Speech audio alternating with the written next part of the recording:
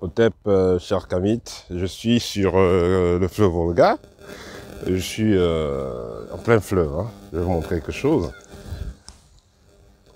Voilà, là, c'est vraiment... Vous voyez, ça, c'est vraiment glacé. Et ne vous inquiétez pas, vous vont me poser la question, est-ce que les poissons qui sont là, est-ce qu'ils sont congelés? Pas du tout, ils sont en pleine hibernation. Les poissons se portent bien. Vous allez vous poser la question, les mamiwata, les sirènes, est-ce qu'elles se portaient bien? Effectivement, elles se portaient bien. Voilà, donc le froid n'empêche pas les êtres ou les créatures qui vivent ici de continuer à vivre.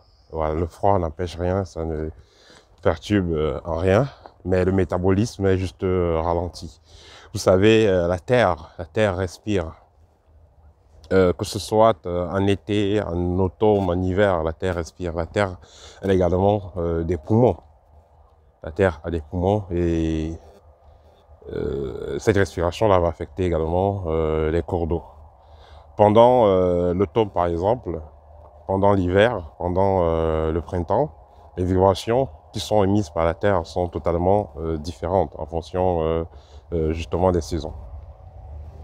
Pendant l'hiver, l'énergie est condensée au fond de la terre.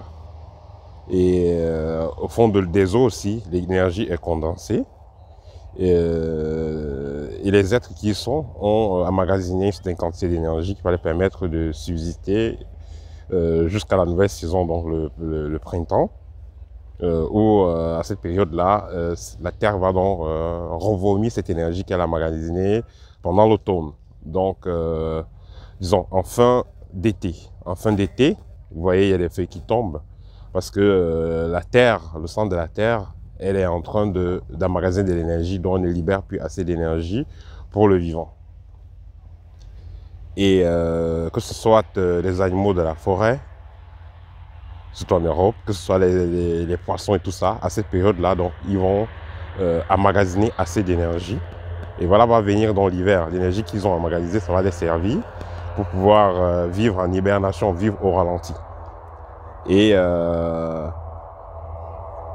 au printemps, cette énergie sera donc libérée. C'est là où on va voir les œufs et voilà, et les animaux qui vont mettre bas et tout ça. Mais ne vous inquiétez pas, il y a toujours des gros poissons qui sont là si on casse l'eau profondément. Si on casse la neige profondément. Donc voilà. Donc regardez encore, vous voyez, je suis au plein centre du fleuve.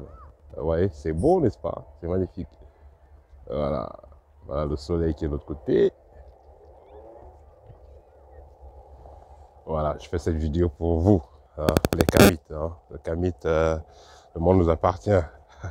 On va partout où on veut, on fait ce qu'on veut. Voilà, donc ça c'était une petite vidéo pour parler un peu des énergies de la Terre. Et cela est lié avec l'eau. Et aussi, qu'est-ce qu'il faut savoir sur la neige, sur le froid? La neige comme la glace, on peut l'utiliser également dans les rituels pour ralentir les situations, pour stabiliser les choses. On peut utiliser la neige ou la glace.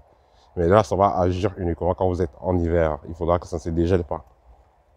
Là, le rituel va marcher. Donc, si quelqu'un va faire un rituel de stabilisation ou bien pour bloquer quelque chose, non, pour stabiliser quelque chose, et la chose se trouve en Sibérie, ça va marcher à 100%. Tant qu'il y aura ce froid, les choses seront stabilisées, ça va aller à lenteur. Donc, pour bloquer un sortilège, pour bloquer un sorcier, par exemple, on peut le faire en pleine neige. Mais quand ça va dégeler, voilà, le rituel va perdre de sa puissance. Voilà.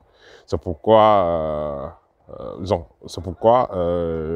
la neige et donc la glace est donc utilisée en magie. Aussi, il faudra noter que quand vous mettez un aliment, par exemple, dans le congélateur, sa vibration va baisser.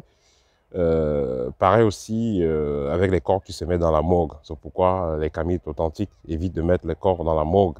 Parce que quand on met un corps dans la morgue, ça perd également en vibration et ça va perturber donc la transition dans le retour dans le plan spirituel. Ça va être perturbé. Voilà, ça c'était le petit partage pour vous, mes chers Kamites. Alors, n'hésitez pas de liker cette vidéo si vous aimez les pareilles choses, si vous aimez, voilà, que je me déplace souvent dans la nature pour vous.